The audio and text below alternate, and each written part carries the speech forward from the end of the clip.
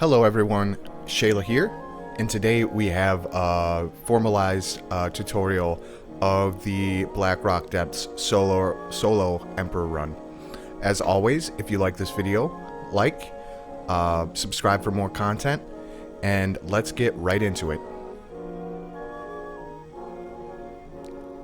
Alrighty, so first off we got talents. So we are going into the Holy Tree, down into Blessed Strikes. We are going to pick up the Unyielding Faith, just for the Fear and Disorient, and Concentration Aura in case we get put into a tricky situation. It'll enable us to hardcast Holy Lights or Flasher Lights and not have to worry about spell pushback whatsoever. When you combine that with the instant reset of Holy Shock, you are your own healer. And going into the tree, we have the mitigation talents, you know, the shield specialization, sanctuary, holy shield, your basic bread and butter. We don't need anything like improved taunt because we're solo. So, you know, keep in mind you are both tank and healer, so take talents that support those. As far as gear is going, we are using 8 out of 8 judgment, and we took all spell power enchants, so we are as powerful as possible because you are not only tank and healer, you are also DPS, so making sure you have decent DPS is going to make the run go smoother. In this streamlined run, it was about 30 minutes and 10 seconds. I did stop to loot some things, and if I had stopped to loot more things, I would have more opportunities to make money. I had done 2 runs. The first run is the one I got Ironfoe, and I was just making dark iron bars because I was dropping mining because I wanted to pick up enchanting because this farm is so good. I'd rather farm the shards than farm ore. I'm not doing the ZG arcane crystal farm, so mining's not really bringing me money. It just helps me smith better, and you know, I'd rather buy the bars outright with money I make from enchanting. So we're going to start at the 1 minute mark, and the constants we're using: oranges, baked salmon, combat pots from the PvP vendor. You can use them outside of battlegrounds, which is huge. They cost 11 silver a piece, and we are using tea, of course. So we're just going to skip everything initially, and again, if I wasn't sort of doing a tutorial, if I wasn't filming, I would take my time with it, and I would clear these mobs, because it's more greens, it's more trash, it's more essence of fires. It's just more money. You know, you get more money. I had not expected to get Ironfoe so fast. I've been running this for 3 days. I literally got it on my 10th try. I got a bunch of fashion tokens. I probably got like 16 fashion tokens, and I was just going for fashion tokens and to get some cloth for my rep, trying to get exalted with Stormwind.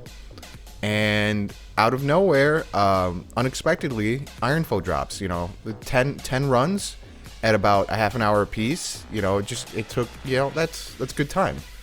What is that? That's 5 hours. 5 hours to get Ironfoe, and it was spread across 3 days. So you could probably farm Ironfoe in a week if, you know, you just did this for 2 hours a day. Maybe it'd take you longer. Who knows with the drop chance. So this is the first time I'm actually going to get into combat. On some runs, I was able to skip these elementals by like sort of like wall hugging and like hopping, but on most runs I end up pulling them, and I'm going for speed this run, so I am not really going to mess around with it. Like, I don't want to. I already know I'm going to pull them, so I might as well clear them. We're going to go straight to the Lyceum, and I've gotten really good at finding the Flame Keepers. It's really a game of Where's Waldo. And you can skip around most of these mobs, and again, like I said in my other video, they barely do any damage. So your main concern is maintaining mana while you're just picking up the torch. You want to maintain mana so you can get up to this Flame Guard as fast as possible, and then you're going to kill him, and you're going to move on to the next Brazier, and you're going to find the next torch. So there's not that much combat. The most combat you're going to see is in the Emperor's room because you have to clear the room. But other than that, like just getting to the Emperor's room takes you about 5 to 7 minutes. Does not take you that long. The most time we spend in the dungeon is going to be in Emperor's room. And aside from that, the second most amount of time is going to be killing the elemental, the behemoth, the giant, outside of the Emperor's room. And that takes about 3 to 5 minutes, depending on procs and depending on what gear you're going in with. Now I've got a spell power heavy gear, so it's not going to take me that long. However, on longer fights, the main concern is going to be mana generation. So you're going to see me use regeneration rotation on the Emperor, just because when he goes immune, I'm not getting righteousness ticks, so I'm not regenerating mana. And if I stop regenerating mana, I can't heal myself. And you can't run solo because you have to be both tank, healer, and DPS at the same time. So mana regen is an issue. But for this boss, Magmus rather, he doesn't go immune or anything like that, so I can keep righteousness up, and righteousness is going to help with damage. You know, it's going to give me just bonus damage, which does add up over time, and it's going to give me those crazy procs that I need to sustain my mana. Now, the reason why I'm using tier 3 is because it also gives the same effect that the Ring of Electrical Binding does. The three set bonus gives you that extra damage on swing, and if you add the ring into it, like I did on this run, you start to get 4 ticks per swing, so you get crazy mana. Now, when I go into PvP, I don't need the 4 ticks. However, when I'm doing solo content, I do need the 4 ticks. So I'll put that ring on when I'm doing these solo runs, get that crazy mana. Because again, at the end of the day, the only thing keeping you back is knowing which sequence of spells to use, depending on your health. So if you are more than 50%, like 40 to 50%, you're going to want to use a 1.5 second Holy Cast, which we achieve using the Holy Judgment talent. That talent is very important. It's going to get you out of trouble. You just need to make sure you have the mana. So that's why I keep harping on mana. Having more mana than more health is always advantageous because you can just heal yourself. And we say bubble and lay on hands for critical emergencies. We also say T for critical emergencies. So long as you are Crusader striking, you want to keep your Holy Shock fresh. You always want to keep it up. You want to make sure that it's always available in case you get a random spike of damage. And you also want to keep your Holy Judgment up. So making sure your Holy Shock is refreshed and you have Holy Judgment up constantly, you're keeping your Judgment up, that's what's going to make this work. So long as you can deliver yourself heals in less than 2 seconds or so, because most mobs do not swing faster than 2 seconds. Maybe some cats, maybe some like rare elites like Broken Tooth or something like that. But if you can heal yourself in less than 2 seconds, you should be able to time your Holy Light in between when the mobs swing. You can sort of group them up together and make sure that they're swinging at the same time. And then you wait for a swing, and the second they hit you, you start Holy Lighting, and it's so fast that they can't interrupt it. And we also take Spiritual Focus, so if 1 or 2 mobs are early, you have a 70% chance to lose it. And again, we also did take Improved Concentration Aura, so if we're in a terrible spot, what we do is we switch to Concentration Aura.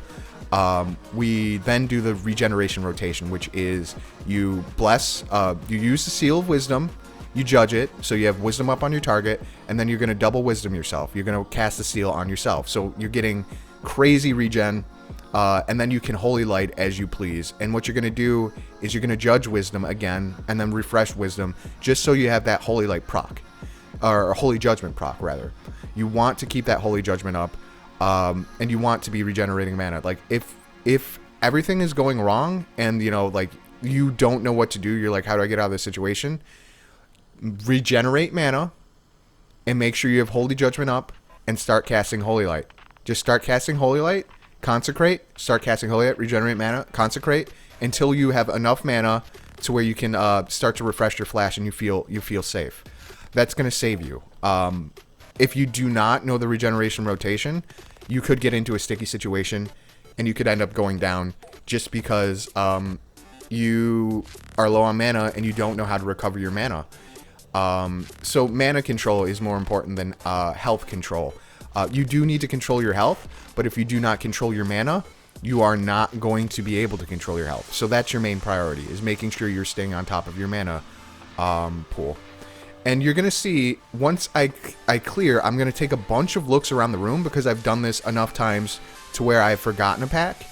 And then I have to run back, and it adds 10 minutes to the farm because you have to run back from the burning steps to get back into the instance, and then you have to come all the way, you have to lava jump all the way back to Emperor, and it wastes a lot of time. So triple check that the room is clear. The 30 seconds it takes you, see, that's me looking around. Okay, yep, we still have some more mobs. The 30 seconds it takes you to look around the room is going to save you the 10 minutes it takes to walk back to your corpse. And again, the trick for these mobs is they're going to do an initial amount of burst damage. So what you're going to do is you're going to run in, you're going to Divine or Holy Shield, so you have your block up. You're going to Consecrate, so you have Faithful up, you have your 5% damage reduction. And you're going to wait for the first burst. You're going to Holy Shock yourself. There's nobody else to Holy Shock. You're the only person in here. You're going to Holy Shock yourself. And then you are going to Crusader Strike, reset the Holy Shock. Wait for the second burst, Holy Strike again. Crusader Strike, reset your Holy Shock. And then you can fight the mobs normally. But again, having that Holy Shock refresh is going to help you survive the initial blast. Because they will hit you to 30% health really fast if you're by yourself. So you need to get ready for that initial shock. So we kill the princess because we cannot kill the Emperor while she's healing. And then we're just going to sit on top of the Emperor. And notice I'm using my regeneration rotation when he is immune. And then when he's not immune, I switch back to righteousness for the extra damage and for the holy judgment procs. But that, when he goes immune, that's what's going to make this take so long. Is because you're only doing white damage. You're only doing physical damage to him. So this part takes about 5 minutes. Not 5 minutes, 5 minutes max, maybe 3 to 5 minutes, depending on procs and gear. But again, you're going to want to make sure you're staying on top of your mana. Now you notice this isn't really, I'm not really worried about this. I think at some point I end up having a conversation during, yeah, I'm having a conversation in roleplay chat right now. Because I know what to do. I know my rotation. I know so long as I stay on top of it, I don't really have to pay attention. I'm at the easy part now. Like, yeah, he does a bunch of damage, but I'm unkillable so long as I stay on top of my rotation and I pay attention to my mana. Yeah, that's going to be it for this run. Thank you for watching. Super excited I got Ironfoe. I did not expect to get it so fast. If you like this video, as always, like, subscribe, leave a comment. If you get an Ironfoe, let me know in the comments. I want to hear about it. You know, I'm super excited to hear how this farm goes for you. I hope you get a lot of fashion coins. I hope if you're an enchanter, you get a lot of shards. And I hope you get a lot of cloth and a lot of money and a lot of essences. As always, I will see you guys in the next video. Peace, and be kind to one another.